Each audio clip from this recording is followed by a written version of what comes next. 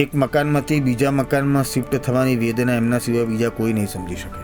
કે ખાલીપણાનું ભાન મને એ દિવસ થયું, મારી બાજુનું ઘર જે દિવસ ખાલી થયું. દુખાવો ખૂબ છે ડાબા ખભાના ભાગમાં, હું તો ત્યાંનો ત્યાં જ છું, શું અંદરથી કોઈ ચાલી ગયું? મારા ફાધરે કે જીવનમાં મને છે ને એવું નહીં કીધું કે તું આ કર કે આ કર. એ બે ચોપડી ભણ્યા હતા, એ વધારે ભણ્યા નહોતા, પણ એમણે ક્યારે મને એવું ના કીધું કે તું લેસન કરવા બેસ, તું વાંચવા બેસ. એ છૂટક મજૂરી કરનારા માણસ હતા, કાચ ફિટિંગનું કામ કરતા.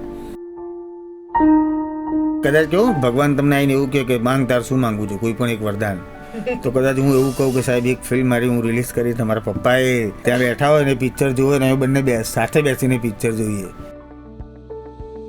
તો કરસનદાસ પેન્ડ્યુઝ નામની ફિલ્મ પછી ઘણા બધા લોકોને ખબર પડી કે ચેતન દહિયા નામના એક એક્ટર છે. મારો જન્મ બાળક ટેકરા પર થયો છે અને ચાંદખેડા હું સરકારી સ્કૂલમાં ભણતો હતો. આપણી ઇન્ડસ્ટ્રીમાં, ગુજરાતી સિનેમામાં ખરેખર જો ટેલેન્ટેડ લોકો છે તો એવા લોકોને કામ મળે જ છે.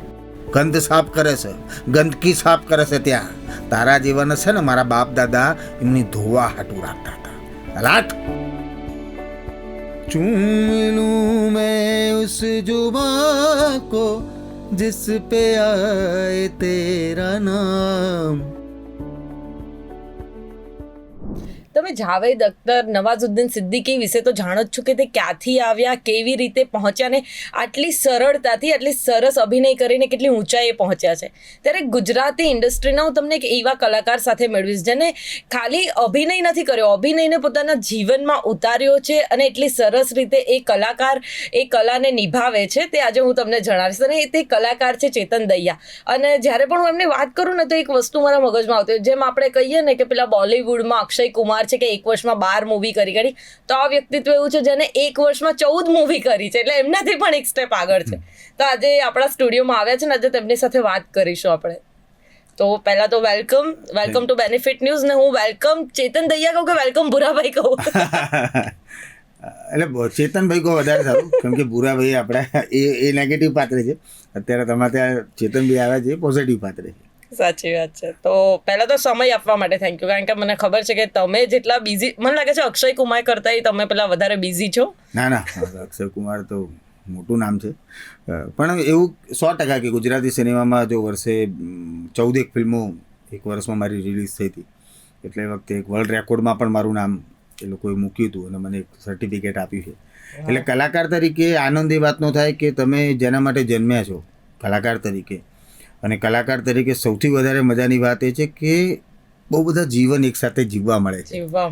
અને એ દરેક પાત્રની લાઈફનો એક અનુભવ, એની લાઈફના કેટલાક આગળ પાછળના રસ્તાઓ ગણો કે એની પરિસ્થિતિઓ ગણો, એ બધું જ આપણને ક્યાંક ને ક્યાંક કલાકાર તરીકે જીવવા મળે છે અને ખૂબ મજા આવે છે.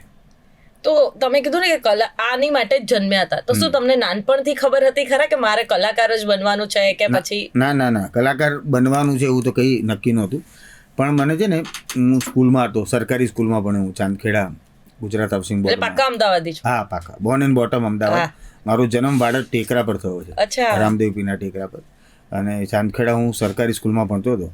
તો ત્યારે એ વખતે મને એવું થતું હતું કે સવારે પ્રાર્થના થાય તો પ્રાર્થના હંમેશા છોકરીઓ કેમ કરે, છોકરાઓ કેમ ના કરે? એટલે એ વખતે મને ગાવાનો બહુ શોખ હતો. એટલે મને એવું થાય કે હું પ્રાર્થના કહું કે 26મી જાન્યુઆરી, 15મી ઓગસ્ટે હું દેશભક્તિના ગીત ગાઉં.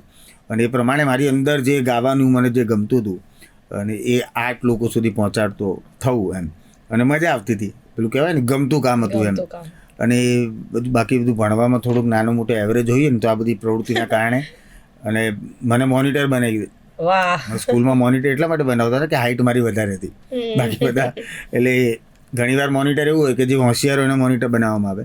અહીંયા હોશિયાર કરતાં હાઈટ વધારે લાંબી છે એટલે મોનિટર બનાવવામાં આવે. એટલે એ પછી ગાવાનો શોખ હતો એમ. અને પછી તો સિંગિંગ જ કરતો હતો હું. અભિનય સાથે કોઈ એવું નહોતું, જોડાણ નહોતું.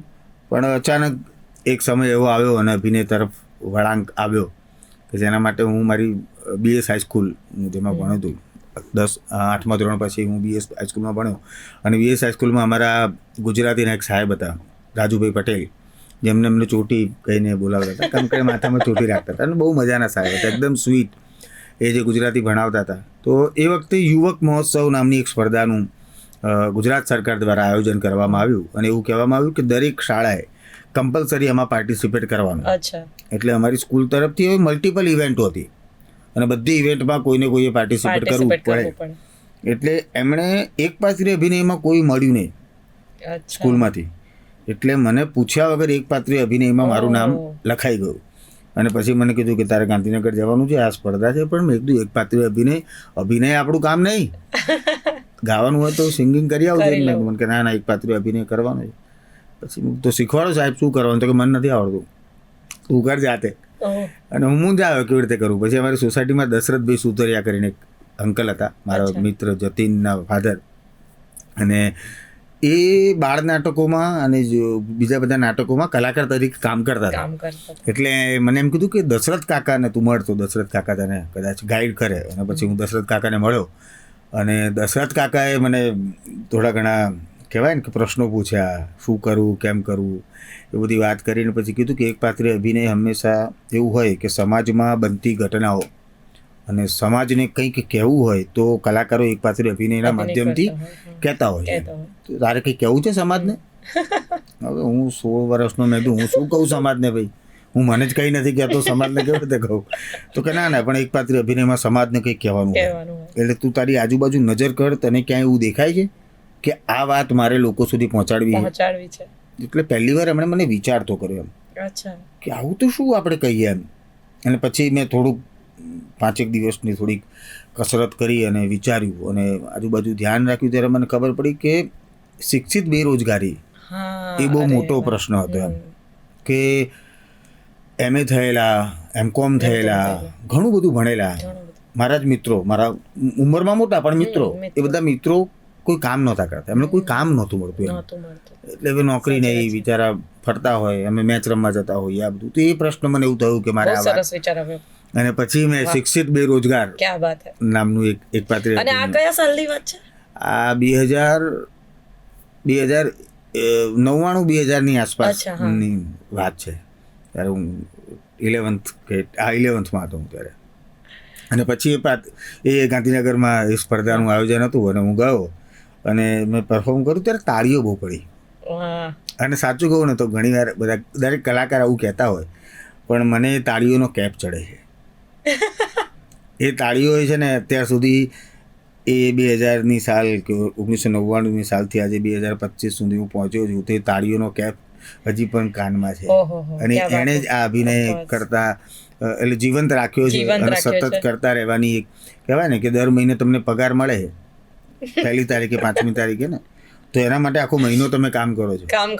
અમે કલાકારો એવા છે કે પૈસા તો ચલો છે જ, પણ એક કલાકાર તરીકે એવું હોય કે તમે જે કામ કરો છો એનું વળતર તમને તાળીઓ, કેપ, એટલે એનો કેપ આખો જે તાળીઓનો કેપ ચડે છે એ કેપ એમાંથી મળે છે. હા, એટલે મેં ક્યાંક વાંચ્યું હતું કે કલાકારો છે ને એ તાળીઓ નહીં પેલા દાંતના ભૂખ્યા હોય કે એમને કે તમે બીજું કંઈ આપશો કે નહીં આપો, પણ એમને કર્યું એ કામ વખાણો ને 2 તાળી મારી દો એટલે બસ એ ખુશ થઈ જાય. અને એ છે ને એક નવું બળ પૂરું પાડે, પોઝિટિવ વાઇબ્સ, એક પોઝિટિવ એનર્જી, એક પોઝિટિવ થોટ્સ તમારી અંદર ઊભા કરે છે કે તમે જે કરી રહ્યા છો બરાબર કરી રહ્યા છો ને લોકોને ગમી રહ્યું છે. ઘણીવાર શું આપણે કરતા હોય આપણને ગમતું હોય પણ લોકોને ગમે છે કે નહીં, આ બહુ મહત્વનો મુદ્દો છે. અને એ જ જવાબ તમને કે કલાકાર તરીકે હું મારી જાતનું મૂલ્યાંકન કરું જ છું કે આટલા વર્ષોથી આ પ્રકારનો અભિનય, આ પ્રકારના પાત્રો ભજવવાનો પ્રયત્ન કર્યો, પણ બધામાં હું સફળ ન પણ થયો. ઘણા પાત્રો ભજવવામાં આપણે નિષ્ફળ પણ થયા હોય, પણ એ પ્રયોગ છે. કલાકાર તરીકે પ્રયોગ છે અને પ્રયોગ જ ઘણું બધું શીખવાડીને જાય. તો આ તાળીઓ જે છે એ અમારા પ્રયોગનો જ એક ભાગ છે કે પ્રયોગની સફળતા ક્યાં છે તો ખબર કેવી રીતે પડે? તે તાળીઓથી, વાહથી. ક્યાંક કોક તમને અલગ રીતે બિરદાવે, એનાથી જ કલાકારને એક અલગ મજા મળતી હોય છે. અને સતત નવું સારું કરતા રહેવાની એક કહેવાય ને કે એ પેલી તૈયારી કે નિષ્ઠા એનાથી જ મળતી હોય. તો તમને ક્યારે મને એવું તમને જોઈને લાગે છે કે તમને સ્ટેજ ફિયર ક્યારે હતો જ નહીં, તો એ વસ્તુ સાચી છે? હા, સાચું. હે ને, સ્ટેજ ફિયર નહોતો. મેં કીધું ને કે હું સરકારી સ્કૂલમાં ભણતો હતો ત્યારે એવું થાય કે યાર છોકરીઓ શું કામ ગાય, મારે ગાવું છે, હું કેમ ના ગાઉં? તો બધા ભાઈબંધો કે આવા દે ને યાર, છોકરીઓ ગાય પ્રાર્થના, તું. મેં કહું ના મારે તો જવું જ છે. અને બધા છોકરાઓ બેઠા, હું એકલો ત્યાં પ્રાર્થના કરતો હોઉં, દેશભક્તિનું ગીત ગાતો હોઉં. તો એ કર્યા પછી આનંદ બહુ થતો હતો, કેમ કે સ્કૂલમાં તમારી છે ને એક અલગ આઈડેન્ટિટી, અલગ પેલું તમારું ઊભું થાય, હા, અલગ ઓળખ ઊભી થાય. આજે બી જેટલા મિત્રો હતા કદાચ મને જોતા હશે, મારી સ્કૂલના કે એ સમયના સાથીઓ હશે, એમને યાદ હશે, એમને ચેતન હજી પણ યાદ હશે. ઓફકોર્સ અત્યારે એમ નહીં કે આ ચેતન દહિયા આટલો સરસ એક્ટર થઈ ગયા એટલે યાદ નહીં, પણ એ સ્કૂલ ટાઈમની મેમરીના ઘણા પ્રસંગો બી એમને યાદ હશે. કે કોઈ પણ ફિલ્મમાં કે ક્યાંક એમની લાઈફમાં એમના દીકરાઓને બી સ્કૂલે મૂકવા જતા હશે, કે એન્યુઅલ ફંક્શન હશે, કે 26મી જાન્યુઆરી, ત્યારે કોઈ બાળક જ્યારે ગાતું હશે ને ત્યારે એ લોકોને હું યાદ આવતો હશે. તો એ અલગ મેમરી બી છે અને એક અલગ મજા બી છે એની. એટલે તમને જ્યારે પણ અમે જોઈએ કે જેનાથી તમારા વિશે સાંભળ્યું હોય તો એ જ એક અલગ ઓળખ. એક તો જે એક્સપેરિમેન્ટલ તમે કહ્યું ને એ પ્રયોગવાળું, તો જેટલાને હું ઓળખું છું એ બધા એવું જ કહેતા છે કે હા, એક નવું કરતા રહેવું, કરાવતા રહેવું એ તમારા સ્વભાવમાં છે. એટલે એ મને ખબર હતી કે એક્સપેરિમેન્ટલ તો તમે છો અને સ્ટેજ ફિયર બિલકુલ નથી. ઇવન મેં જે મારા રીતે જોયું છે કે અમે વેલકમ ભૂરાભાઈ જોવા આવ્યા હતા, એટલે લિટરલી અમને એમ થતું હતું કે આમની સાથે વાતચીત કરવા જતા અમને ડર લાગતો. તમે એમાં ઇન્ટ્રોડક્શન બહુ યુનિક આપ્યું હતું. જનરલી જેટલા નાટકો મેં જોયા છે એમાં બહુ સરળ ઇન્ટ્રોડક્શન હોય છે, નાટક પતે છે અને કહેવામાં આવે છે કે ભાઈ આ એક્ટર્સ છે, આમણે બહુ સારું કામ કર્યું છે, અમારા આટલા ટાઈમની મહેનત છે. પણ તમે સ્ટાર્ટિંગમાં ઓપનિંગમાં પણ આપ્યું છે ને એન્ડિંગમાં પણ, તો એનું કઈ તમે મને કહી શકશો એ વિશે, યા એવું કરીને બતાવશો? કારણ કે એ બહુ, અને એમાં તમે એક બોલો છો કે થિયેટર કરવું અને કરતા રહેવું. હા, એ મને ગમે છે એટલે હું કરું છું. એ સાચી વાત છે કે થિયેટર કરવું અને કરતા રહેવું એ ગમે છે, એટલે અત્યારે પણ હું કરી રહ્યો છું અને મજા આવે છે. હવે ભૂરાભાઈના એનાઉન્સમેન્ટ વાળી વાત કે કલાકારોના પરિચયની જે વાત હતી ને, એમાં એવું હતું કે નાટકનો જે પ્રકાર છે ને એ થોડોક સટાયર હ્યુમર પ્રકારનો. એક્ઝેક્ટલી, બરાબર. હવે મારે એવું કરવું હતું કે નાટક શરૂ થાય ને એ પછી નાટક એટલે એનાઉન્સમેન્ટથી જ લોકો એમાં આવી જવા જોઈએ કે આ નાટકનો પ્રકાર કેવો છે અને નાટક કેવું હશે એમ આવી ગયા હતા. હા, એટલે એ જ એમાં બી એક પ્રયોગ કર્યો હતો કે લેખક હર્ષોધન જે હજી સ્ક્રિપ્ટ લખી જ રહ્યા છે, હવે આજે શો છે ને હું એવું બોલું છું કે હજી સ્ક્રિપ્ટ લખી રહ્યા છે, પ્રોડક્શન રાજપાલ વાઘેલા કે જેણે કંઈ જ નથી કર્યું, એવું બેકસ્ટેજ કલાકારો જાતે પોતે અંધારામાં પડતા, એટલે ખરેખર જે સાચું છે ને એ બધું કીધું એમ કે ભાઈ કલાકારો પાછળ તમે બેકસ્ટેજ ખાલી બોલી દેવું નહીં, બિચારા અંધારામાં પડી બી જાય છે, વાગે છે. અને કોસ્ચ્યુમ વાળી જે વાત, કોસ્ચ્યુમ કિંજલ પ્રજાપતિ જે માપના નથી, કપડાં અમુકના ટૂંકા છે ને એ છે, તો આ બધી વસ્તુઓ છે ને ક્યાંક ને ક્યાંક તમે વાત બહુ સિરિયસ કરી રહ્યા છો પણ ક્યાંક વચ્ચે નાનકડું પેલું એ કરીને તમે વાતને હળવાશથી પણ લોકોને વિચારતા કરવો, એ સટાયર હ્યુમરનો એક પ્રકાર છે.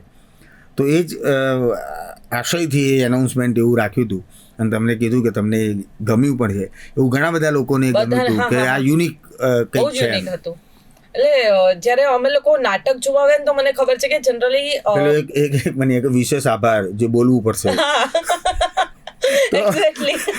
હવે આમ જનરલી કેવું કે વિશેષ આભારમાં આપણે વિશેષ આભાર સન્માનિત માણસને બોલે, પણ અહીંયા કે અમારે બોલવું પડશે એમ, તો એ કેટલો મોટો સેટાયર છે કે અમારે આભાર માનવો નથી પણ અમારે બોલ. તો આવી બધી નાની વાતો ક્યાંક ને ક્યાંક એ નાટકનો બી એ પ્રકાર હતો કેમ કે ભૂરાભાઈના વેલકમ માટે જે તૈયારીઓ સોસાયટીમાં થઈ રહી છે તો એ જ છે, જોનરને અનુરૂપ એને ધ્યાનમાં રાખીને એ પ્રકારનું એનાઉન્સમેન્ટ બનાવવામાં આવ્યું. એટલે આખા અભિવ્યક્તિમાં અમે એ પ્રકારનું નાટક જોયું ન હતું, બહુ જ યુનિક હતું, નવું હતું અને બધાને બહુ મજા આવી હતી. કારણ કે મેં એવા પણ નાટકો જોયા છે જેમાં લોકો ઉભા થઈને જતા રહ્યા હતા કારણ કે મજા નથી આવતી તો પબ્લિક જતે, પણ આમાં છેલ્લે સુધી પકડાઈને રહ્યા અને છેલ્લે સુધી કે કયો શબ્દ આવશે હવે નવો, એટલે લિટરલી બધા બેઠા હતા અને અમે લોકો પોતે એવું કહેતા હતા, મેં કીધું વાવ યાર આ એટલું નવું છે કે બધાને મજા આવે. એટલે કલાકાર તરીકે હું એવું માનું છું કે દરેક કલાકાર પોતાના નાટકમાં એક પ્રયોગ કરે. એ અભિવ્યક્તિ એડિશન 6માં જે બધા નાટકો થયા તો એ બધાએ પોતપોતાની રીતે એક પ્રયોગ કર્યો. અમે પણ એક પ્રયોગ કર્યો તો મને બી એવું હતું કે વેલકમ ભૂરાભાઈ જેવો સબ્જેક્ટ આજના સમયમાં તમારે લોકો સમક્ષ મૂકવો તો લોકો સ્વીકારશે કે નહીં. સાચી વાત છે. બરાબર. ઘણી ટીકાઓ પણ થાય, સ્વાભાવિક છે, લોકોને ન પણ ગમે કે આવું ના કહી શકો તમે એમ, એવું થઈ પણ શકો, એ શક્યતા મેં મારા મગજમાં રાખી હતી બી કદાચ આવું થાય તો, પણ એવું ન થયું અને લોકોને ગમ્યું, લોકોને પ્રયોગ ગમ્યો પણ ખરો. એમ બીજા કલાકારો બિચારા પ્રયોગ કરે પણ ઘણા પ્રયોગ સફળ થાય, ઘણા નિષ્ફળ પણ થાય, પણ એનો મતલબ એ નથી કે તમે પ્રયોગ કરતા બંધ થઈ જાઓ. કલાકાર તરીકે તમારે સતત નવા પ્રયોગો કરવા પડશે, કરતા રહેવા પડશે અને તો જ લોકોને વધારે ગમશે. તો વેલકમ ભૂરાભાઈ અમદાવાદમાં આવશે કે કઈ એવું તમે અમને જણાવી શકો કે ક્યારે આવશે? એટલે અમે આમ રાહ જોઈને બેસી જઈએ. ના, એટલે ઘણા બધા મિત્રો એવું કીધું કે વેલકમ ભૂરાભાઈનો શો તમારે કરવો જોઈએ, તો અમે વિચારીએ છીએ કે કદાચ મે મહિનામાં કે જૂનમાં એનો ટિકિટ શો કરવાનો પ્લાન કરી રહ્યા છે ઠાકોરભાઈ દેસાઈ હોલમાં. બસ તમે અમને અત્યારથી જ કહી દો, અમે આમ પ્રમોશન પણ કરી દઈએ અને અત્યારથી જ કહી દઈએ કે અમે શૂટ કરવા આવવાના છે ભાઈ પહેલા. ના, પાકું. અને અત્યારે એક બીજું નાટક પણ હું કરું છું, જય શ્રી કૃષ્ણ ડાર્લિંગ. હા, એનું મેં સાંભળ્યું છે. એ નાટક સરસ નાટક છે અને એના બી અમે ઘણા બધા શો કર્યા છે.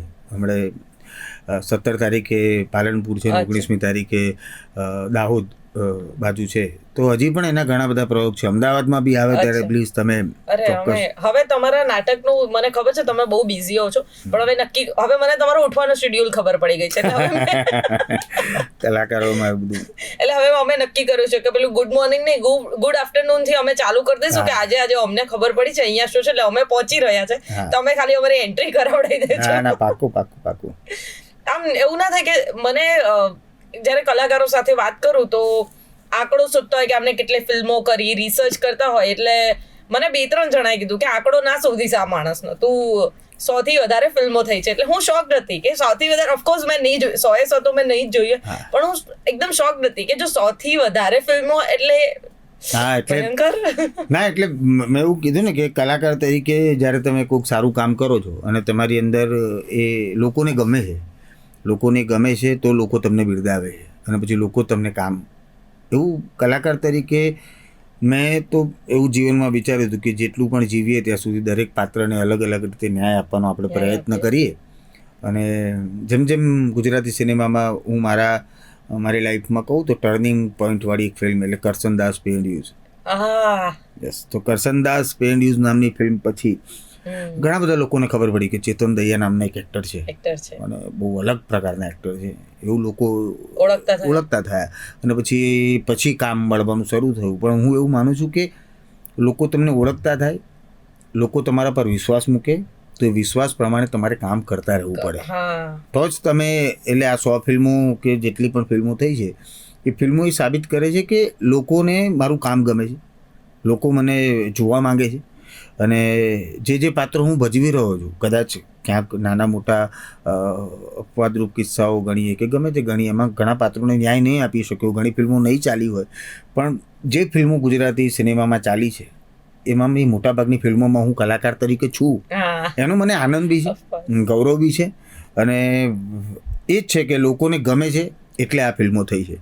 બાકી ઇન્ડસ્ટ્રીમાં ઘણા લોકો એવું કહેવાય ને કે ઘણા બધા લોકોને એવું થતું હોય કે જે નવા લોકો હોય એમને પણ એવું થાય કે ભાઈ કલાકાર તરીકે તો એવું નહીં થાય કે તમારા ઓળખીતા હોય કે સગા હોય કે તમારા કોઈ પરિચયમાં હોય તો જ કામ મળે એમ, બાકી કામ નથી મળતું, એવું ઘણા બધા લોકો કહે. તો એવા લોકોને હું આપના માધ્યમથી કહેવા માંગુ છું કે મારા ખાનદાનમાં કોઈ આ નાટકના ફિલ્ડ સાથે, સિનેમાના ફિલ્મ સાથે કે આ પ્રકારના કલાના કોઈ માધ્યમ સાથે જોડાયેલું નહોતું. હું પહેલો છું. અને મેં જેટલું પણ કર્યું છે એ ઓડિશન આપીને કર્યું છે. અને આપણી ઇન્ડસ્ટ્રીમાં, ગુજરાતી સિનેમામાં ખરેખર જો ટેલેન્ટેડ લોકો છે તો એવા લોકોને કામ મળે જ છે. પણ કહેવાય ને કે દરેક વસ્તુની જોવાના 2 દ્રષ્ટિકોણ હોય. તમે જે બાજુ સારું જોવાની ઈચ્છા રાખો છો ને ત્યાં તમને સારું દેખાય જ છે, પણ જ્યાં તમને એવું મનમાં થયું કે ના મારે ખરાબ જોવું છે તો તમને ખરાબ દેખાશે, એ સ્વાભાવિક છે. એટલે હું એવું માનું છું કે જેટલા બી કલાકારો અત્યારે કામ કરી રહ્યા છે કે નવા જે કલાકારો આ ફિલ્મ ઇન્ડસ્ટ્રીમાં આવવા માંગે છે એવા લોકોને હું કહું છું કે ધીરજ અને ધગસ, આ 2 વસ્તુ સાથે જો તમે સતત કામ કરતા રહેશો ને સાહેબ, તો હું ચોક્કસપણે માનું છું કે કલા કોઈના બાપની જાગીર જ નથી. કોઈના બાપની જાગીર નથી સાહેબ. મોટા ડિરેક્ટરોના દીકરાઓ પણ એક્ટર તરીકે ચાલ્યા નથી જ ચાલ્યા, અને નવા આવેલા કલાકારોએ પણ પોતાનું ઇન્ડસ્ટ્રીમાં નામ બનાવ્યું છે. તો એનાથી એ તો વસ્તુ સાબિત થાય જ. હા, અપવાદરૂપ કિસ્સામાં 1-2% કદાચ એવું હોય કે એ કરતા હશે, પણ ખરેખર ટેલેન્ટેડ બી હશે.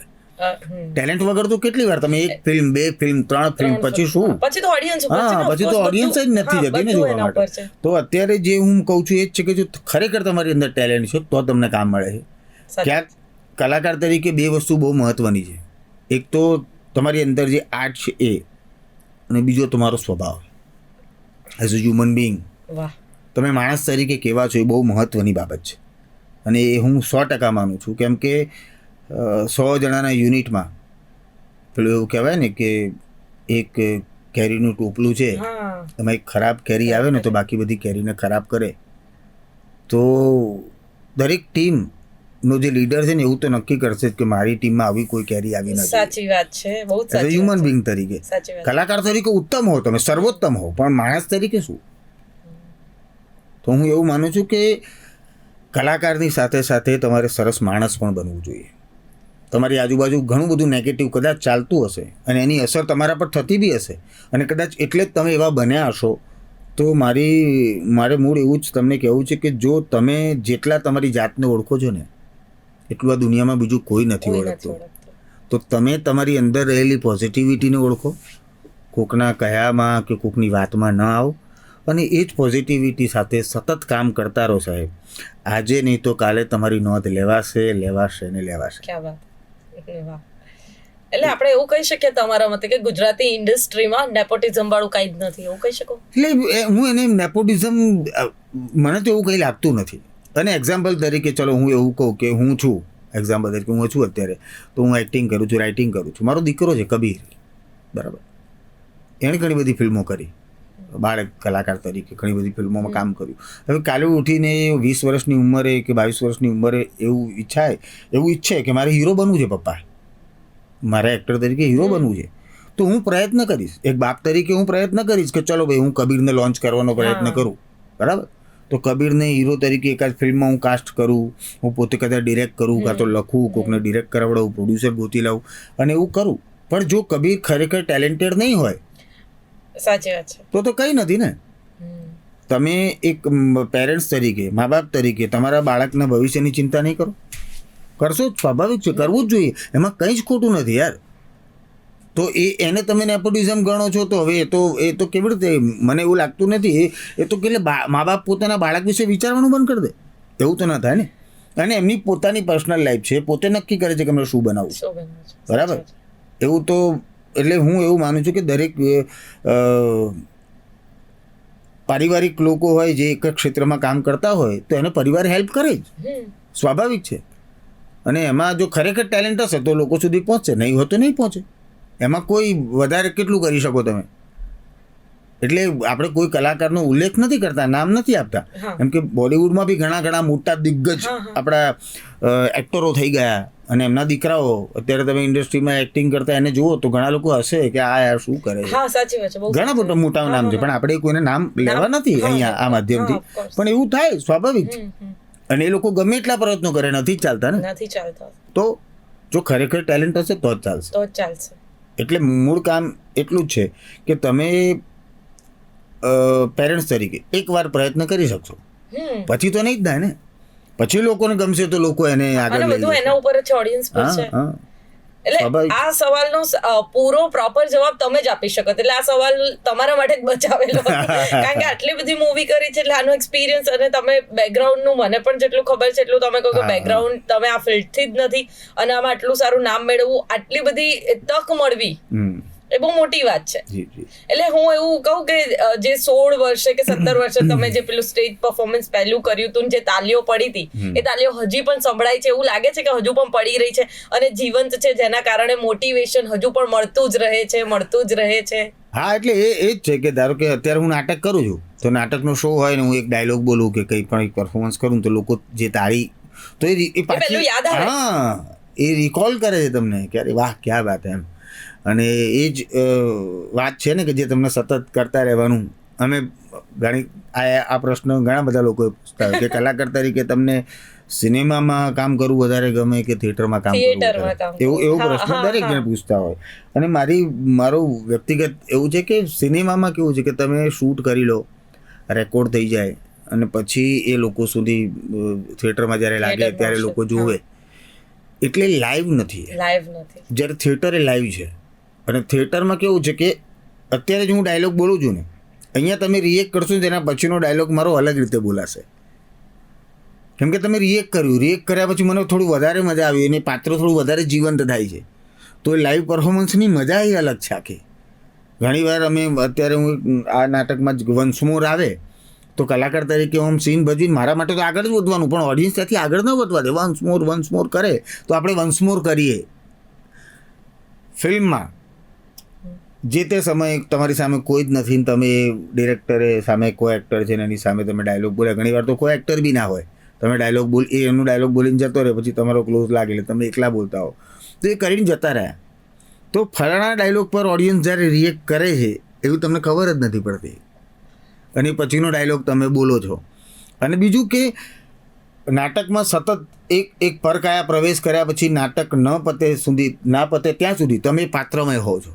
તમે પાત્રનું જીવન લઈને ફરતા હો છો, એ પાત્રની એ પાત્ર સાથે જીવતા હો છો.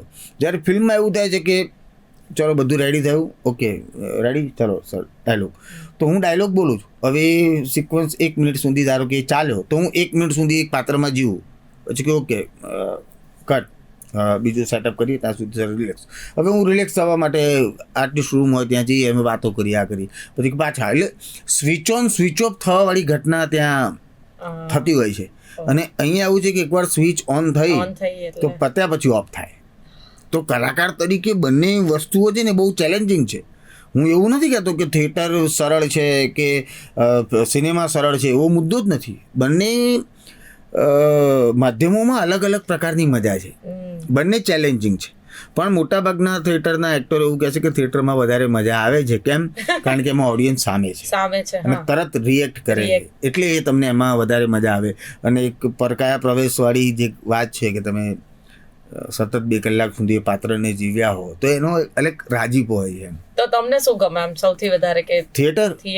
હા, એટલે અને મેં જોયું છે જે થિયેટર વાળા લોકો છે એમનો પાછો ચામ બી અલગ હોય છે, કારણ કે તમને લાઈવનેસ એમનામાં ફીલ થતી હોય, દેખાતું હોય એમનામાં, અને તમે સતત થિયેટર કરતા રહો છો. હા, થિયેટર એટલે મેં પેલું વાક્ય છે ને કે થિયેટર કરવું અને થિયેટર કરતા રહેવું, એ મને ગમે છે. એની સિવાય કદાચ બીજું કંઈ આવડતું નથી, એટલે પણ થિયેટર તો કરતો રહી અને કરતો રહીશ એમ.